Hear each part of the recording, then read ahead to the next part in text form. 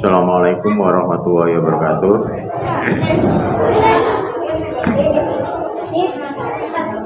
Alhamdulillah, alhamdulillahirabbil alamin. Wassalatu wassalamu ala asrofil anbiya'i wal mursalin Muhammadin wa ala alihi wa ashabihi ajmain. Allahumma sholli ala Muhammad wa ala ali Muhammad kama sholaita ala Ibrahim wa ala Ibrahim wa barik ala Muhammad wa ala Muhammad bil alamina innaka hamidul majid. Qala Allah ta'ala bil Qur'anil Karim, a'udzu billahi minas syaitonir rajim, bismillahirrahmanirrahim.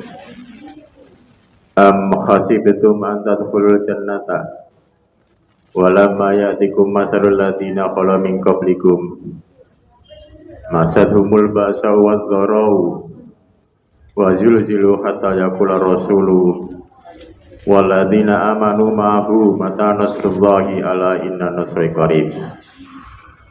Amma ba'du fa ya ibadallah ittaqu wa haqqa tuqatih wa la tamutunna illa wa antum muslimun.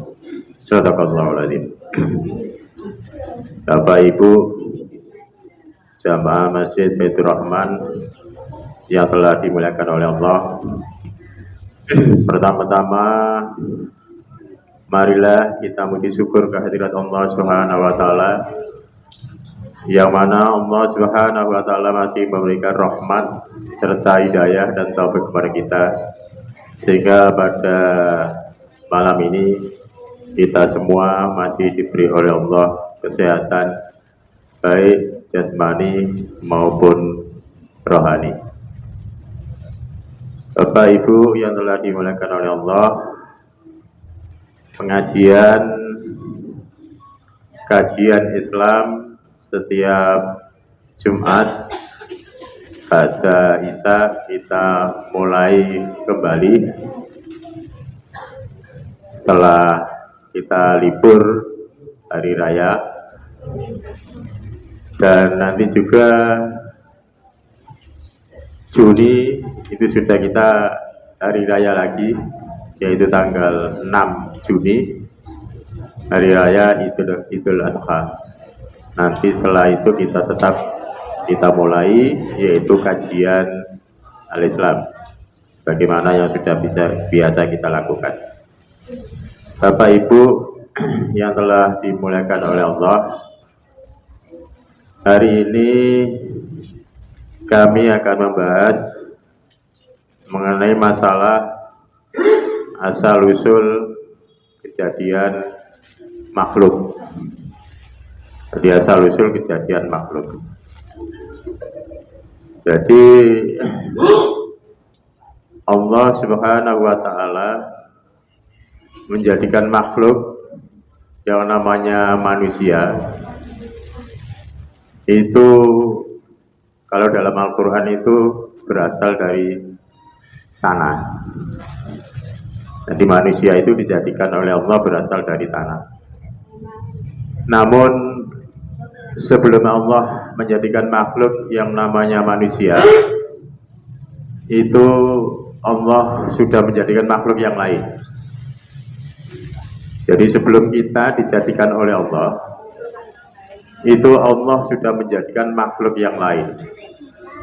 Nah, makhluk yang lain itu siapa? Makhluk yang lain itu diantaranya adalah makhluk jin, kemudian makhluk malaikat. Itu dijadikan oleh Allah lebih dulu daripada kita. Dan untuk penciptaannya itu pun juga berbeda-beda. Jadi penciptaannya itu berbeda-beda. Kalau jin dijadikan oleh Allah berasal dari api. Sedangkan malaikat dijadikan oleh Allah berasal dari apa? Dari cahaya. Kemudian makhluk manusia itu dijadikan oleh Allah berasal dari tanah. Jadi bukan berasal dari kabel, bukan berasal dari emas, tapi manusia dijadikan oleh Allah berasal dari tanah. Banyak sekali Al-Quran yang menyebutkan tentang bahwa manusia itu dijadikan oleh Allah berasal dari tanah. Sebagaimana disebutkan dalam Al-Quran surat Al-Hijr ayat 26. Al-Quran surat Al-Hijr ayat 26. Bunyinya, walaqad khalaqnal insana min salsalin min hama'in masnun. Dan sesungguhnya kami telah menciptakan manusia Adam dari tanah liat kering yang berasal dari lumpur hitam yang diberi bentuk. Di manusia itu diciptakan oleh Allah berasal dari tanah. Dan kenyataan dalam kehidupan kita, manusia diciptakan dari tanah itu ternyata sifatnya juga berbeda-beda. Jadi manusia itu sifatnya berbeda-beda, ya, karena dijadikan dari tanah. Nah, kalau ada manusia itu kan ada yang pemarahan, jadi sering marah-marah dan sebagainya. Kalau ada manusia seperti ini yang sering marah-marah, ini berarti manusia itu diciptakan dari tanah seketan. Biasa ya dari TikTok itu ya. Jadi manusia diciptakan dari tanah seketan karena mereka sering marah. Nah, karena sifat manusia itu berbeda-beda itu tadi. Begitu juga ada yang manusia itu dalam hidupnya itu labil, ya karena mereka diciptakan dari tanah urukan mungkin, ya mungkin diciptakan dari tanah urukan, karena sifat manusia itu berbeda. Kemudian ada juga manusia itu yang sering sombong, jadi sering sombong, berarti juga mereka bisa diciptakan dari tanah tinggi. Padahal dalam Al-Quran tadi manusia dijadikan berasal dari tanah. Ternyata dalam hidupnya sifatnya itu berbeda-beda itu tadi. Ada juga yang manusia itu selalu religi atau selalu beribadah, selalu berbuat baik. Mungkin mereka itu diciptakan dari tanah suci. Ya, diciptakan dari tanah suci karena mereka religi, selalu beribadah, ya selalu berbuat baik. Ada juga karena sifat manusia itu berbeda-beda, ada juga yang mereka senantiasa hidupnya itu menakut-nakuti hidupnya itu. Jadi ada manusia yang selalu menakut-nakuti. Mungkin mereka diciptakan dari tanah kuburan karena sering menakut-nakuti orang, ya gitu. Kemudian ada juga manusia yang selalu menyusahkan orang lain. Jadi dalam hidupnya mereka itu selalu menyusahkan orang lain. Kalau selalu menyusahkan orang lain, tentunya bisa mereka itu diciptakan dari tanah longsor. Ini sifat manusia yang berbeda-beda. Ada juga manusia itu yang sifatnya selalu shopping terus, ke mall, kemana, dan sebagainya. Mungkin mereka diciptakan dari tanah abang. Bapak Ibu yang telah dimuliakan oleh Allah, jadi dalam Al-Quran bahwa manusia dijadikan oleh Allah berasal dari tanah. Banyak sekali ayat-ayatnya. Jadi banyak sekali ayat-ayat yang telah menjelaskan tentang bahwa manusia itu dijadikan berasal dari tanah. Namun pada saat Allah akan menjadikan makhluk yang namanya manusia, jadi mau menjadikan manusia, itu sempat ditolak. Dan siapa yang menolak? Di antaranya adalah makhluk malaikat. Makhluk malaikat ini tidak setuju kalau manusia itu dijadikan oleh Allah di muka bumi. Dengan alasan apa? Dengan alasan dalam Al-Quran surat Al-Baqarah ayat 30. Wa idza qala rabbuka lil malaikati inni ja'ilun fil ardi khalifah. Qalu ataj'alu fiha may yufsidu fiha wa yasfiku dima wa nahnu nusabbihu bihamdika wa nuqaddisu lak. Qala inni a'lamu ma la ta'lamun. Jadi makhluk yang namanya malaikat itu tidak setuju dengan adanya keberadaan kita. Dengan alasan itu. Kalau Allah menjadikan makhluk yang namanya manusia di muka bumi ini, maka makhluk manusia akan saling bunuh-membunuh. Ya, akan saling bunuh-membunuh. Ya, memang kenyataan dalam hidup begitu kok. Manusia itu. Karena manusia itu sifatnya tadi berbeda-beda. Jadi berbeda-beda. Mungkin hutang nggak bisa nyaur, dibunuh. Itu kenyataannya. Dalam implementasi di dalam kehidupan kita selama ini. Ya, mereka tidak bisa nyaur hutang, mereka dibunuh. Dan itu alasan malaikat. Jadi alasan malaikat. Karena kalau Allah menjadikan makhluk yang namanya manusia di muka bumi akan menjadi rusak. Jadi akan menjadi rusak. Tapi apa jawaban Allah? Jawaban Allah bahwa kita tidak mengerti apa yang kami maksud. Kami menjadikan makhluk yang namanya manusia. Manusia itu akan mengerti beberapa hal dan sebagainya. Itu jawaban Allah. Sehingga dijadikanlah makhluk yang namanya manusia. Setelah dijadikan makhluk yang namanya manusia, maka makhluk yang lain itu disuruh tunduk, disuruh patuh kepada makhluk yang namanya manusia. Termasuk malaikat disuruh tunduk, suruh patuh kepada manusia. Termasuk jin tentunya. Termasuk jin juga disuruh tunduk dan patuh. Disebutkan dalam Al-Quran surat Al-Baqarah ayat 34. Wa idh qulna lil malaikati isjudu li adama fasajadu illa iblis aba wastakbar wa kana minal kafirin.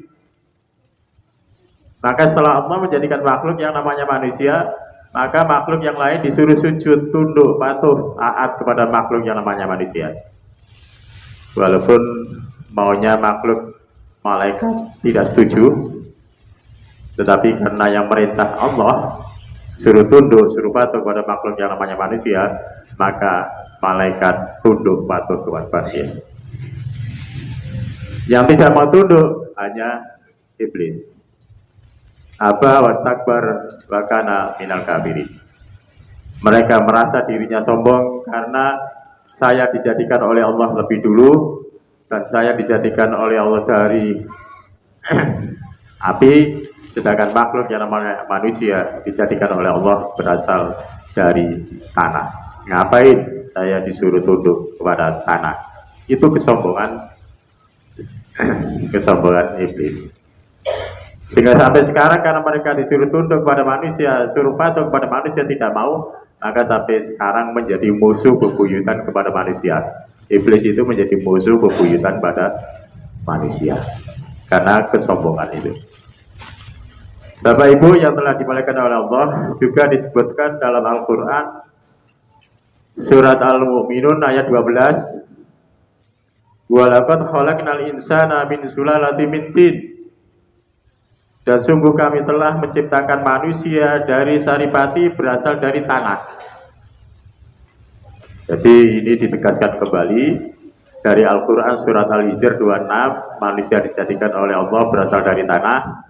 Kemudian ditegaskan kembali dalam Al-Quran surat Al-Mu'minun ayat 12 bahwa manusia itu dijadikan oleh Allah berasal dari tanah. Dijadikan berasal dari tanah. Kemudian ayat 13-nya summa ja'alna nutfatan fi qararin makin. Kemudian kami menjadikan air mani yang disimpan dalam tempat yang kokoh, yaitu rahim. Setelah disimpan di tempat yang kokoh, rahim, maka barulah asal-usul kejadian manusia dibentuk oleh Allah. Dalam kejadian itu disebutkan dalam Al-Quran suratnya Al-Mu'minun ayat 14. Bagaimana bunyinya? Summa khalaqna nutfata alaqatan fakhalaqnal alaqata mudghatan fakhalaqnal mudghata idhaman fakasawnal idhama lahman summa ansa'nahu khalqan akhara fatabarakallahu aksarul khaliqin. Ini proses dalam Al-Quran surat Al-Mu'minun ayat 14-nya ini. Proses terjadinya makhluk yang namanya manusia. Ya, dalam Al-Quran surat Al-Mu'minun ayat 14. Ini prosesnya terjadinya makhluk manusia. Prosesnya diantaranya adalah kemudian air mani itu kami jadikan sesuatu yang melekat. Jadi 40 hari dijadikan oleh Allah menjadi darah. Ini proses. Karena tadi disimpan di tempat yang kokoh. Disimpan di tempat yang kokoh itu adalah di rahim. Kemudian di situ baru diproses oleh Allah. Prosesnya 40 hari jadi darah. Kemudian diproses lagi 40 hari jadi daging. Jadi darah itu menjadi daging. Ini proses. Kemudian 40 hari lagi dari daging itu menjadi tulang belulang.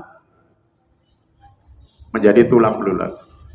Kemudian 40 hari lagi tulang belulang itu dibungkus dengan daging. Maka barulah kami menjadikan makhluk yang berbentuk lain Maha Suci Allah, pencipta yang paling baik. Jadi 40 hari jadi darah, 40 hari jadi daging, 40 hari jadi tulang belulang, 40 hari kemudian tulang belulang itu dibungkus dengan daging. Maka barulah dibentuk oleh Allah menjadi makhluk yang berupa makhluk manusia. Ini proses. Kalau sudah 40 hari, 40 hari, 40 hari, ini ketemunya 5 bulan, 10 hari. Kalau sudah 5 bulan, 10 hari, ini sudah menjadi makhluk yang namanya manusia yang ada di rahim itu. Makanya kadang-kadang ada yang sebelum sampai 9 bulan mereka sudah keluar, sudah lahir, sehingga disebut dengan bayi prematur. Karena sudah 5 bulan, lebih 10 itu sudah jadi makhluk yang namanya manusia. Ini proses, begitu loh. Proses terjadinya makhluk yang namanya manusia.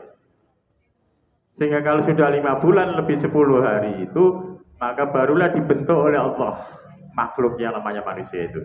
Dibentuk. Kemudian dikasih roh. Tapi kalau yang normalnya itu, ibu melahirkan itu kan 9 bulan kan itu. Tapi kan ada yang melahirkan mereka tidak sampai 9 bulan. Ada yang baru 6 bulan sudah lahir. Ya, ada yang 6 bulan sudah lahir. Karena sudah terbentuk makhluk yang namanya manusia. Kalau sudah terbentuk makhluk manusia, maka mereka kalau 6 bulan sudah lahir, maka itu disebut bayi prematur.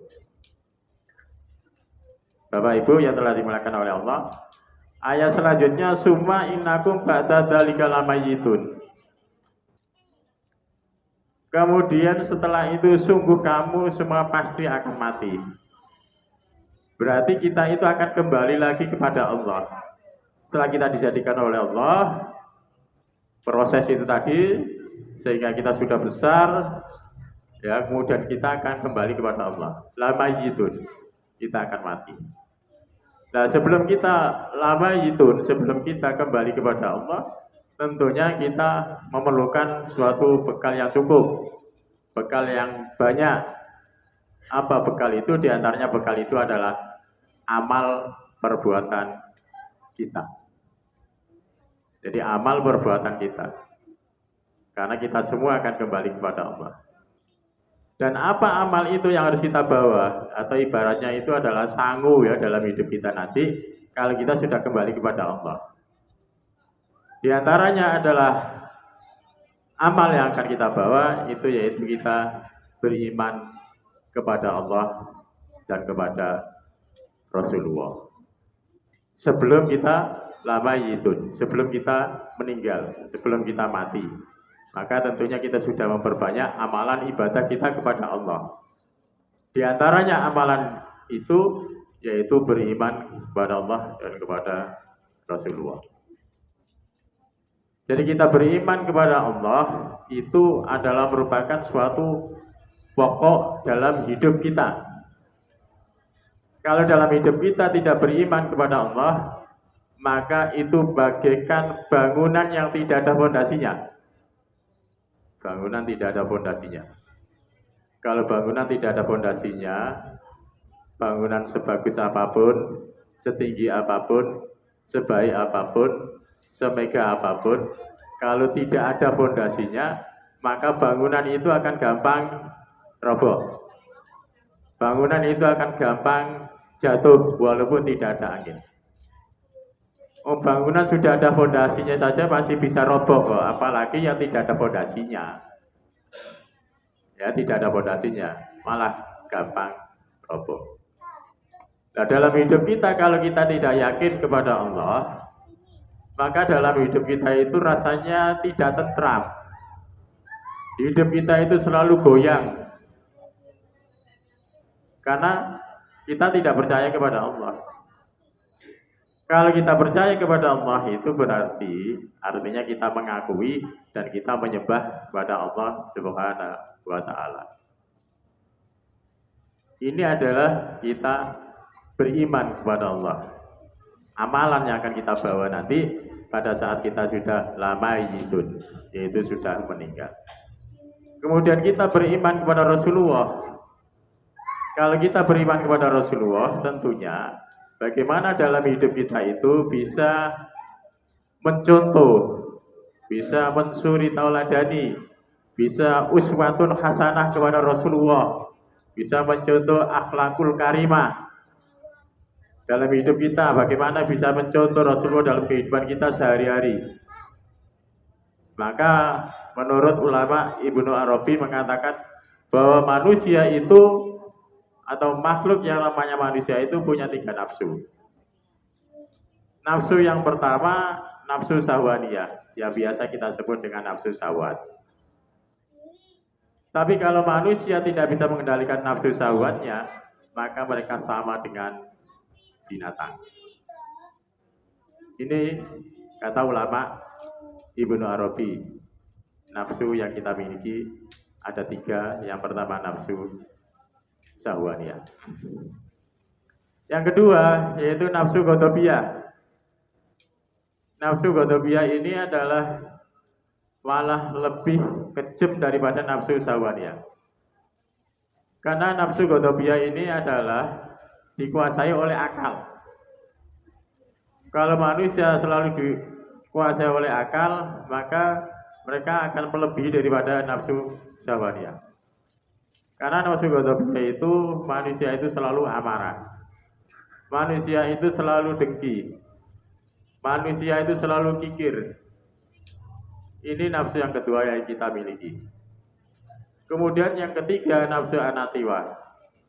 Nafsu anatiwah itu adalah nafsu yang mereka itu bisa membedakan mana itu nafsu yang baik dan mana nafsu itu yang tidak baik. Mana itu nafsu binatang, mana itu nafsu manusia. Manusia sudah bisa membedakan. Kalau manusia itu sudah bisa membedakan antara yang baik dan yang tidak baik, maka cenderungnya nafsu yang ketiga ini manusia itu akan selalu berzikir, akan selalu mengingat kepada Allah. Ya ayyuhalladzina amanu dzkurullaha dzikran katsiran wasabbihuhu bukratan wa asila. Wahai orang-orang yang beriman, ingatlah kita kepada Allah. Zikirlah kita kepada Allah, baik di waktu siang maupun di waktu malam. Ini nafsu yang ketiga yang kita miliki. Nah, ini amalan akan sebagai sanggup kita nanti kalau kita sudah lamayitun, Kalau kita sudah kembali kepada Allah, karena prosesnya tadi terjadinya makhluk yang namanya manusia melalui proses, sehingga dibentuk makhluk yang namanya manusia. Maka selanjutnya yaitu summa innakum ba'da dzalika lamayitun. Manusia itu akan meninggal, manusia itu akan menjadi mayit. Nah, sebelum kita meninggal tentunya kita harus mempunyai suatu sangu, mempunyai suatu bekal yang cukup, yaitu bekal amal perbuatan kita. Ya, amal. Kemudian amal selanjutnya yaitu al-jihad. Al-jihad. Wajahidu bi amwalikum wa anfusakum fi sabilillah. Al-Quran surat At-Taubah ayat 41. Wajahidu bi amwalikum wa anfusakum fi sabilillah. Berjuanglah kamu di jalan Allah dengan harta dan jiwa kita. Ini adalah sebagai amalan. Tentunya kita bisa berjuang itu tidak harus dengan memikul senjata, tidak. Berjuang itu kita bisa berjuang dengan tenaga kita. Berjuang itu bisa kita berjuang dengan pikiran kita. Berjuang itu bisa kita berjuang dengan tenaga kita atau pikiran kita. Ini termasuk berjuang. Tidak harus kita mengangkat senjata. Termasuk saudara-saudara kita ya yang ada di Palestina, itu ribuan yang telah meninggal ya karena Zionis Israel. Kita tidak akan bisa, kita mau berjuang ke sana pasti akan malah setor nyawa. Tapi bagaimana kita untuk bisa berjuang? Kita bisa berjuang dengan harta benda kita, dengan melalui donatur yang sudah dilakukan oleh Muhammadiyah pimpinan daerah. Masing-masing masjid ada yang menyumbang 1 juta, 1,5 juta, setelah terkumpul kemudian dikirim ke Palestina.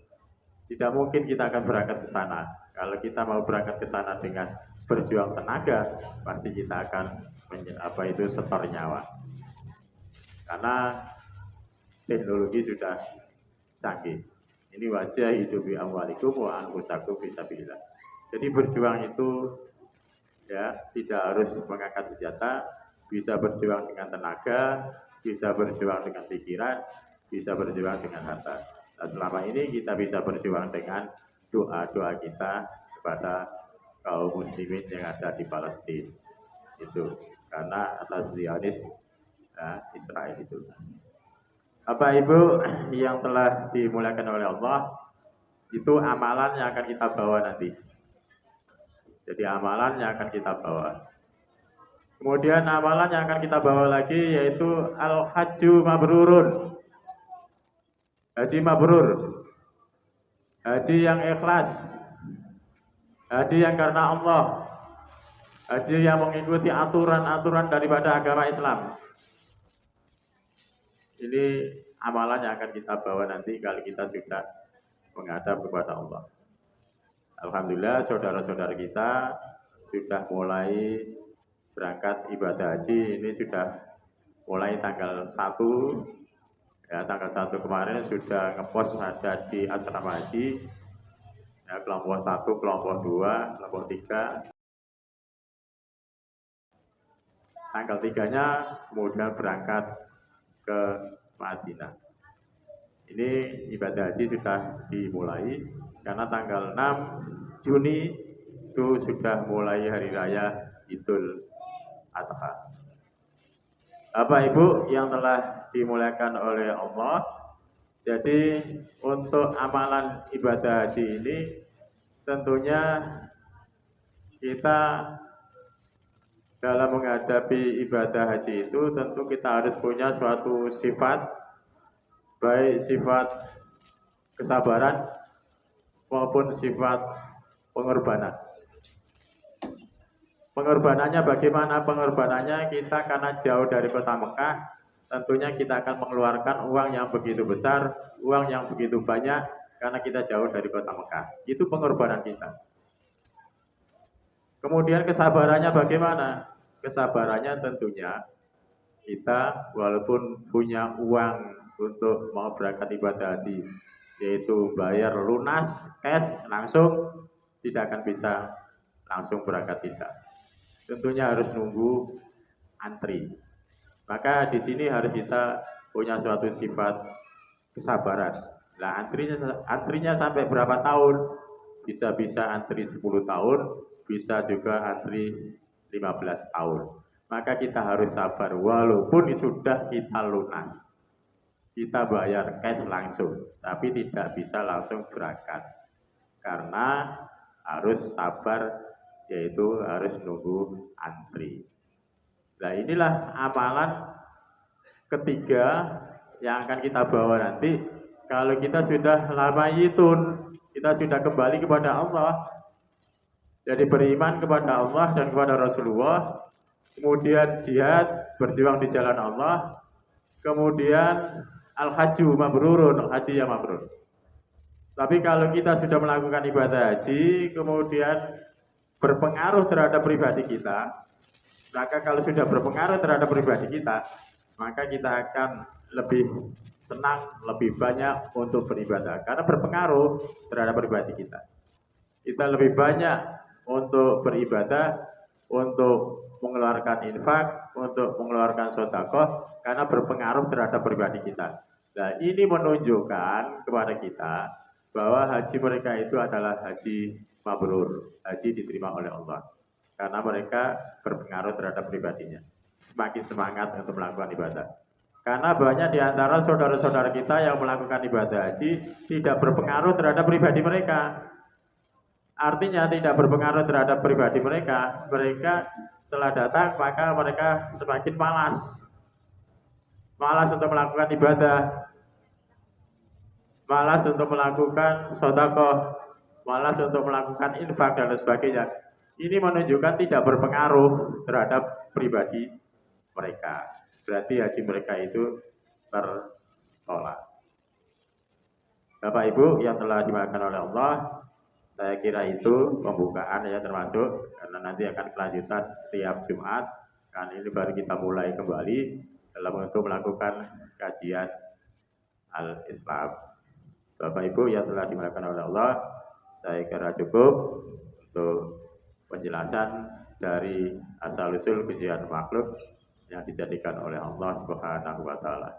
Kami akhiri karena mungkin nanti sotonya sudah adem. Kalau adem tidak enak nanti ya, enak hangat nanti ya itu. Baik, kami cukupi sampai di sini. Assalamualaikum warahmatullahi wabarakatuh.